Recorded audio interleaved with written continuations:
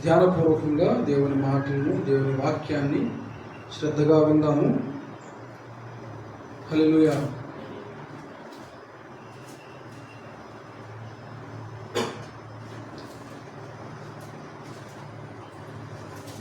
మనం ఆరాధనా వాక్యాన్ని చదువుతూ ఉన్నాము. ఆరాధనా వాక్యంలో నుంచే కొన్ని విషయాలు ధ్యానించాలని ప్రభు పేరట ఆలోచన కలిగి సిద్ధపడి ప్రభు వైపు చూస్తూ ఉన్నాను. కనుక ఈ సమయంలో ప్రత్యేకంగా దేవుని మాటలను కొద్ది నిమిషాలు క్లుప్తంగా విందాం. ఆ తర్వాత ముందు కార్యక్రమానికి వెళ్దాం. హల్లెలూయా. యోబు గ్రంథంలో నుండి మనం చదివినటువంటి 5వ అధ్యాయము ఒకసారి 3వ వచనాన్ని మనం చదువుకుందాం. ఈరోజు వాక్య ధ్యానము మూల వాక్యం అదే. 5వ అధ్యాయము 3వ వచనం. మూఢుడు వేరు తన్నుట నేను చూచి ఉన్నాను, అయినను తోడనే అతని నివాస స్థలము శాపగ్రస్తమని కనుగొంటిని. హల్లెలూయా. చిన్న ప్రార్థన. నజరేయుడా, నిత్యుడవగు తండ్రి, నిజముగా నీవు గనుడవు. చదవబడిన వాక్యాన్ని మేము క్లుప్తముగాను చక్కగాను అర్థము చేసుకున్నట్లు నీ ఆత్మశక్తిని బలమును మాకు దయచేయండి. నీ కనికరము చూపించండి. శ్వాసంతో నిలబడే కృప చూపించండి. పరిస్థితుల్లో మేము స్థిరులమై నీ వాక్యానికి లోబడే కృప చూపించమని నన్నును నాతోటి వారినందరినీ కృపకు అప్పగిస్తూ యేసు నామములో ప్రార్థిస్తున్నాము తండ్రి. ఆమేన్. హల్లెలూయా. హల్లెలూయా. ఇక్కడ మనం గమనించుకున్నటువంటి వాక్య భాగంలో చదివినటువంటి విషయం ఏంటంటే, మూఢుడు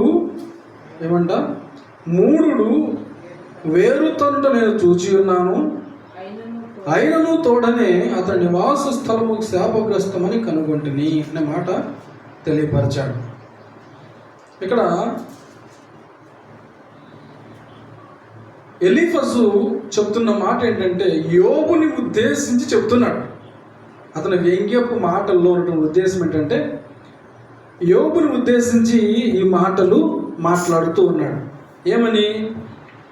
నువ్వు బాగా ప్రబలిపోయావు, బాగా ఉన్నతుడు అయిపోయావు, మహాగణుడుగా అనేకులకు బుద్ధి చెప్పే అంత స్థాయికి ఎదిగిపోయావు, అనేకులను నీవు బలపరిచావు, లేదంటే చాలా ఆస్తిపరంగాను, బుద్ధిపరంగాను, జ్ఞానపరంగాను నువ్వు గొప్పవాడిగా ఎదిగిపోయావు అని చూపిస్తూ ఒక మూర్ఖుడివి అని చెప్తాడు డైరెక్ట్గా. నువ్వు హల్లెలూయా, నువ్వు ఇంత ఎదిగినావు కానీ నువ్వు మూఢుడివి అని చెప్తున్నాడు.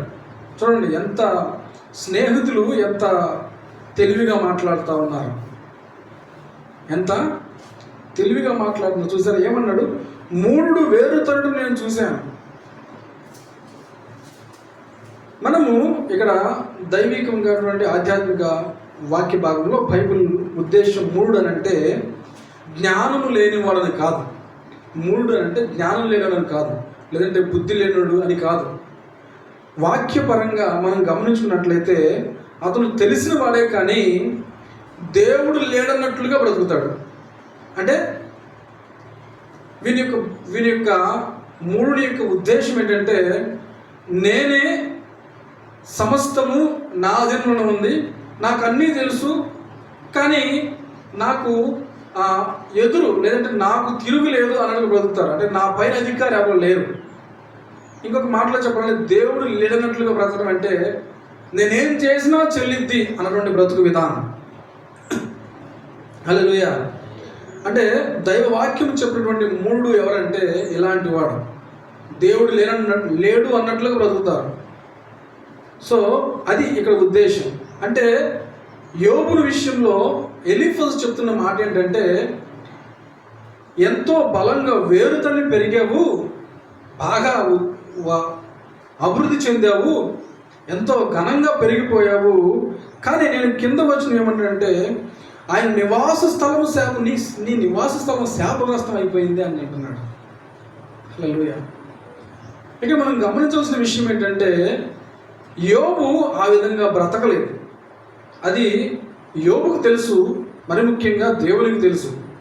కాకపోతే చూస్తున్నటువంటి తన స్నేహితులు పరిస్థితులను బట్టి, ప్రభావాన్ని బట్టి, అతనికి ఉన్నటువంటి దీనస్థితిని బట్టి, ఉన్నత స్థితిని బట్టి పోల్చి నీవు ఇలాంటి వాడివి అని ఎత్తి పొడిచి మాట్లాడుతూ ఉన్నారు. హల్లెలూయా.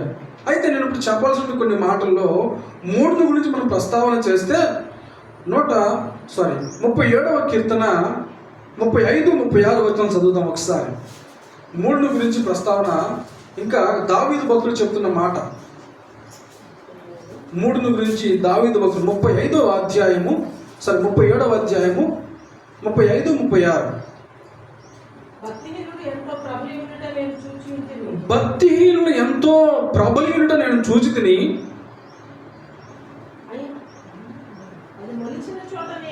అది మొలిచిన చోటనే విస్తరించిన చెట్టు వలె వాడు వర్ధిల్లి ఉండెను. అయినను ఒకడు ఆ దారిన పోయి చూడగా వాడు లేకపోయాను, నేను వెదకితిని గానే వాడు కనబడకపోయాను. హల్లెలూయా. అంటే మూఢుడు ఎవరైతే దేవుడు లేడని, లేదంటే దైవిక భయము లేక, దైవ భక్తి లేక, దైవ భీతి లేక బ్రతికిన వాడి జీవితాన్ని గురించి ప్రస్తావన చేసినటువంటి వాక్య భాగం ఇది. ఎందుకంటే వారు అక్కడక్కడ విస్తరించి బాగా ప్రబలినట్లుగా కనబడినప్పటికీ కొంత సమయానికి, లేదంటే కొంత కాలానికి ఏమైందంట, వారు అక్కడ లేకుండా పోయారంట. హల్లెలూయా. ఇంకొక మాట, ఇర్మియా భక్తుడైతే దావీదు భక్తుడు ఇలా చెప్పాడు, కానీ ఇర్మియా భక్తుడైతే అతను ఏకంగా దేవుడితోనే వాదించేశాడు. హల్లెలూయా. 12వ అధ్యాయం 1వ వచనం చదవండి. భక్తుడు ఇర్మియా గ్రంథము 12వ అధ్యాయము, ఇర్మియా 12వ అధ్యాయము మొదటి 2 వచనాలు. యెహోవా, నేను నీతో వాదించినప్పుడు నీవు నీతిమంతుడుగా కనబడదు, అయినను న్యాయము విధించుటను గూర్చి నేను నీతో మాట్లాడుదును. దుష్టులు తమ మార్గములలో వర్ధిల్లనేలా,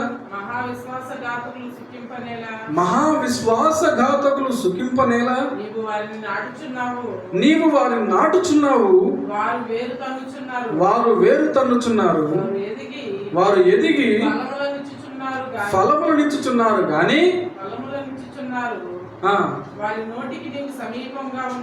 వారి నోటికి నీవు సమీపముగా ఉన్నావు కానీ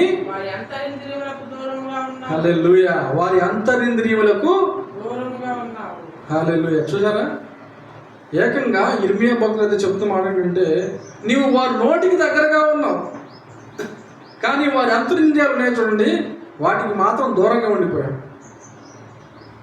ఎందుకంటే వారి నోటికి, వారి అంతరింద్రియాలకి సంబంధం లేదు. లోపట వారు దైవభక్తి లేనివారు, లోపట వారు దేవుని యొక్క గ్రహింపు లేనివారు, దైవ భీతి కూడా వారికి లేదు. కానీ వారు చేస్తున్నటువంటి ప్రతి పనిలోనూ కూడా ఆశీర్వాదం కనబడుతుంది, వారు చేస్తున్న ప్రతి పనిలోనూ కూడా దీవెన కనబడుతుంది.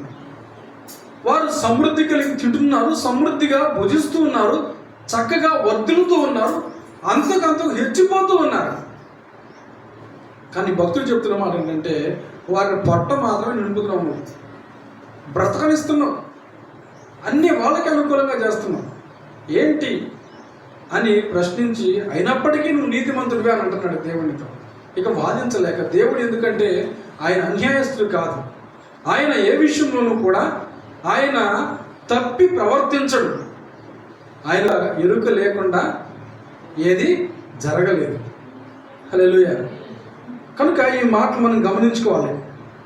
మరలా భక్తులైనటువంటి దావీదు తెలియపరుస్తూ 92వ కీర్తనలో ఇంకొక మాట కూడా చూద్దాం. భక్తుల గురించి మాట్లాడుతూ 92వ కీర్తన 7వ వచనంలో తెలియపరుస్తున్న మాట, నిత్య నాశనం నందుటకే కదా భక్తిహీనులను గడ్డి వలె చిగుర్చుదురు. చెడు పనులు చేయి వారందరూ పుష్పించుదురు.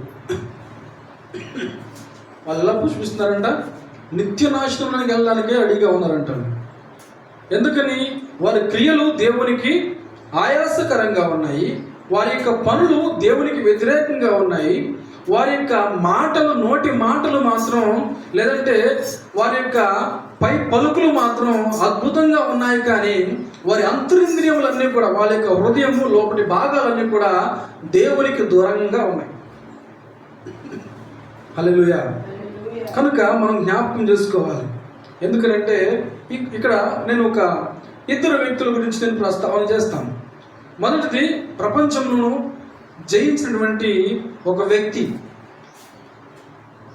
వ్యక్తి అతను క్రీస్తు పూర్వం అనగా బీసీ, మనకు తెలుసు 44వ సంవత్సరం, క్రీస్తు పూర్వం 44వ సంవత్సరంలో చరిత్రలో ఒక వ్యక్తి ఉన్నాడు.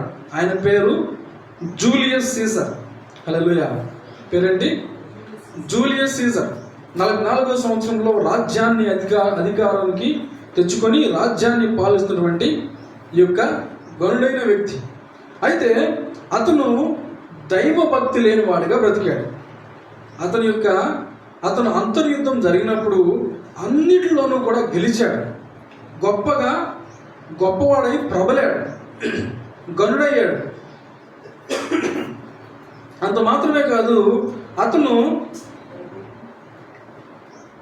ఇంకా నాకు మించిన వాళ్ళు లేరు అనుకున్నాడు. అతనికి అధికారం కింద అతని యొక్క శత్రువులు కూడా శాసనసభలో నిలబడి, లేదంటే సభలో నిలబడి వారితో ప్రమాణాలు చేయించుకున్నాడు. ఎందుకంటే అతనికి వ్యతిరేకం లేదు, ఇంకా అపోజిషన్ లేదు, పరిస్థితులన్నీ కూడా అతని ఆధీనంలోనే తెచ్చుకున్నాడు. అతను మిలిటరీ బలము కానీ, లేదంటే రాజకీయ బలము కానీ సమస్తము కూడా అతని ఆధీనంలోనే ఉన్నాయి. అతను ఎవరిని కూడా నమ్మలేదు. చివరికి అతని యొక్క మండలిలో ఉన్న వాళ్ళే ఒకలాగా చంపేశారు. హల్లెలూయా. ఆయన పేరట ఒక కాయిన్ కూడా పెట్టాడు. అందుకనే ఆనాటి కాలంలో ఈ విషయం కూడా నడిచింది. ఏమని? యేసుక్రీస్తు వారి దగ్గరికి ఒక వ్యక్తి వచ్చి, పన్ను చెల్లించడం మరి న్యాయమేనా, ఎవరికి చెల్లించాలి ఏంటి అని యేసుక్రీస్తు వారిని అడిగితే అక్కడ కాయిన్ చూపించమన్నాడు. ఆ కాయిన్ ఎవరిది? కైసరిది, సీజర్. ఆ ముద్ర రాతలు ఎవరి? ఆయనయే. అయితే ఆయనకి ఇచ్చేయండి, దేవునికి ఇవ్వండి అన్నాడు. అంటే ఆ రాజ్యం ఎంత ప్రబలిందంటే తానే దేవుడైపోయాడు. సీజర్ తానే దేవుడైపోయాడు. అంత ఘనముగా హెచ్చించుకున్నాడు, పతనావస్థకు వెళ్ళిపోయాడు. రాజ్యం లేదు, రాజు లేడు, సమస్తము నాశనమైపోయింది. అంటే మూడునికిను ఈ మాటకు సంబంధం ఏంటంటే, దేవునిని భక్తిహీనముగా, భక్తి లేకుండా, దేవుని యందు భయం లేకుండా ప్రవర్తించిన వ్యక్తుల గతి ఈ విధంగానే ఉంటుంది. హల్లెలూయా. ఇంకా మనం గమనించినట్లయితే వాక్య భాగంలో నుంచి ఒక వ్యక్తి గురించి మనం ఆలోచన చేద్దాం. ఆనాడు హామాను గురించి మనకు తెలుసు. ఎస్తేరు గ్రంథంలో 3వ అధ్యాయం నుంచి 7వ అధ్యాయం వరకు కూడా హామాను గురించి వ్రాయబడి ఉంటుంది. హామాను ఎవరు? రాజు యొక్క మంత్రి, అవునా? అప్పుడు హామాను యొక్క ఆలోచన ఏంటంటే, నేనే మంత్రిని, నా మాటే రాజు అంటాడు, నేనేది చెప్పినా అది జరుగుతుంది, నేను ఎలా చెప్పినా అది నడుస్తుంది అన్నటువంటి మనసు కలిగి తన యొక్క బుద్ధి చెడిన వాడే ప్రవర్తించాడు. అన్యాయముగా ప్రవర్తించడం మొదలుపెట్టాడు. ఒక మొర్దెకై అయినటువంటి ఒక వ్యక్తిని ఆయన నమస్కరించలేదని తన యొక్క అధికారాన్ని కూడా దుర్వినియోగం పరిచాడు. రాజు యొక్క శాసనాలను మార్చాడు. రాజు యొక్క ఆలోచన సభలో ఒక ఆలోచన ముందు పెట్టాడు. ఏమని? రాజా, ఇదిగో మన యొక్క రాజ్యంలో ఒక తెగ ఉంది, ఒక జాతి వాళ్ళు ఉన్నారు. ఆ జాతి వాళ్ళు ఏం చేస్తున్నారంటే రాజును కానీ ఎవరిని మొక్కరు. మన యొక్క శాసనాలు వారి శాసనాలకి వ్యతిరేకంగా ఉన్నాయి అని ఒక పుకారు పుట్టించి, చెడు ప్రవర్తనను పుట్టించి, చెడు యొక్క ఆలోచనను సభలోకి తీసుకొచ్చి వారిని అందరినీ చంపించేద్దామని డిసైడ్ అయ్యాడు. హల్లెలూయా. అయితే వీరికన్నా, ఈ హామాను కన్నా అధికారము కలిగినటువంటి రాజు కన్నా అధికారము కలిగినటువంటి మహారాజు, ప్రభువును సైన్యములకు అధిపతి దేవుడు ఉన్నాడు. హల్లెలూయా. ఆయన చూస్తూ ఉన్నాడు. ఎవరు చూడట్లేదు దాన్ని ప్రవర్తించాడు. జనులందరినీ నాశనంలో నడపాలని ప్రయత్నం చేశాడు.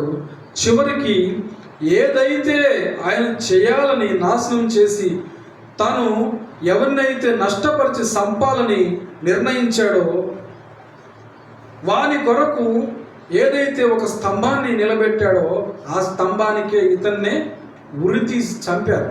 కుటుంబం నాశనమైంది. కుటుంబం అంతా నాశనమైపోయి వారి జీవితాల్లో కుటుంబమే లేకుండా, వాళ్ళ వంశమే లేకుండా పోయింది. హల్లెలూయా. కనుక దేవుడు లేడన్నట్టుగా మనం ప్రవర్తించకూడదు. ఆధ్యాత్మిక అంధత్వంలో మనం ప్రవర్తించకూడదు. మూడుని వలె చిగుర్చుని వలె చిగురు పొందినట్లుగా మనము మూర్ఖపు ప్రవర్తన కలిగి ఉండకూడదు. దేవుని వాక్యం తెలియపరుస్తున్న మాట ఏంటంటే, మనము విశ్వాసము గలవారమై భక్తి కలిగి ప్రవర్తించాలి. ఆధ్యాత్మిక అంధత్వం నుంచి బయటకు వచ్చి, ఆధ్యాత్మిక గుడ్డితనం నుంచి మనం బయటకు వచ్చి ఆలోచన చేయాలి. దేవాతి దేవుడు ఉన్నాడు.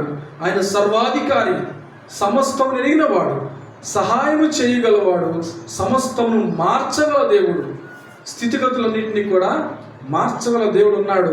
ఆయనకు అసాధ్యమైనది ఏదీ లేదు. ఒకవేళ నా వలన కాలేదేమో, లేదంటే ఒకవేళ నా ప్రార్థన ఆ స్థాయిలో లేదేమో, నేను వాక్యం ఆ విధంగా చదవలేదేమో, అర్థం చేసుకోలేదేమో, కానీ నేను మొర పెడుతున్నప్పుడు మొర విని ప్రభు స్థితిని, పరిస్థితులను మార్చి ప్రభు కార్యములు జరిగించగల దేవుడు. అదే మనము గనుక ఇలాగూ ఆధ్యాత్మిక అంధత్వంలో ఉండి మనం చేసిందే చెల్లుతుంది అన్నట్లుగా ప్రవర్తించినట్లయితే చరిత్రలో నాశనం అయిపోయినటువంటి జూలియస్ సీజర్ వలె రాజ్యమును కోల్పోతుంది. ఎవరు చూడట్లేదులే, మనం చేసిందే గెలుస్తుంది, మన మాటే నడుస్తుంది అని ప్రవర్తించినటువంటి హామాను కుటుంబముతో సహా ఇండ్లు మొత్తాన్ని కూడా నాశనం చేయబడినటువంటి వారి జీవితాన్ని మనం చూస్తూ ఉన్నాం. కనుక మనము దేవుని యొక్క వాక్యానికి లోబడతాం. మనము దేవుని యొక్క మాటకు విధేయత చూపిద్దాం. ఎందుకనంటే ప్రభువు యేసు క్రీస్తు వారు చెప్పినటువంటి మాట ప్రకారం ఆయన బండ మీద ఇల్లు కట్టుకున్న వాని వలె మనం ఉండాలి. ఆ క్రీస్తే ఆ బండ. కనుక మనము క్రీస్తులో మన విశ్వాసాన్ని కాపాడుకుంటూ, క్రీస్తులో మన యొక్క భక్తిని నిలబెట్టుకుంటూ ఆయనే నడిపించేవాడు కనుక ప్రభు పైన విశ్వాసం కలిగి నడుచుకోవాలని ప్రభు పేట మనం చేస్తూ ఉన్న ఆయన మన కొరకు చేసిన త్యాగం కానీ ఆయన మన కొరకు రానయ్యున్నాడని మనం జ్ఞాపకం ఉంచుకోవాలి. ఆయన వలననే మనకు మార్గము, ఆయన వలననే మనకు జీవము, ఆయన వలననే మనము సత్యమును గ్రహించగలుగుతున్నాం. కనుక ఈ విషయాలన్నింటిలో మనం జ్ఞాపకం ఉంచుకొని మూడుల వలె వేరుతను వారముగా ఉండకుండా సుబుద్ధి కలిగి, మంచి ప్రవర్తన కలిగి, జ్ఞానముతో దేవుని వాక్యాన్ని అంగీకరించి విశ్వాసముతో మనం నడుచుకోవాలి. ప్రభు అట్టి సమాధానము, సహాయము మనందరికీ కూడా అందించినట్లుగా మనమందరము ప్రార్థన చేసుకుందాం. ప్రభువా, దయగలిగిన తండ్రి, కృపా సత్య సంపూర్ణుడవు ప్రభువా, ఇదిగో తండ్రి, మేము నీ యందు విశ్వాసం ఉంచి ఉన్నాం. నిన్ను గణపరచు వారముగా, నిన్ను విశ్వసించు వారముగా, నీ నామమునకు లోబడు వారముగా, మరి ముఖ్యంగా ప్రభువా నీ యందు భయభక్తులు కలిగి గుడ్డివారము కాక, అందులము కాక, ఆధ్యాత్మిక చైతన్యముతో, ఆత్మ బలముతో, విశ్వాసముతో నిలబడే కృప చూపించండి. మా ముందు వచ్చినటువంటి మాదిరులు ప్రభువా తండ్రి, వారిని అతన్ని చెడ్డవారే బ్రతికారు, నాశనము తెచ్చుకున్నారు. కనుక మేము జాగ్రత్త కలిగి ఆధ్యాత్మిక గర్వము లేక అంధకారంలోనికి వెళ్ళకుండా, మా పైన అధికారి ఉన్నాడని, మా పైన సర్వశక్తులు ఉన్నాడని, మా పైన దేవుని రాజ్యము మా హృదయంలో ఏలుబడి చేయాలని, అట్టి కృపలో మేము నడవాలని, సమస్తమైన దేవునికి మా హృదయంలో అప్పగించుకోవాలని నమ్మకంతో మేము నడిచే భాగ్యాన్ని మాకు దయచేయండి. మీరే మహిమ తెచ్చుకునమని, మీ కృపా మీ సహాయం మాకు అందించమని యేసు నామములో ప్రార్థిస్తున్నాము తండ్రి. ఆమేన్. ఆమేన్.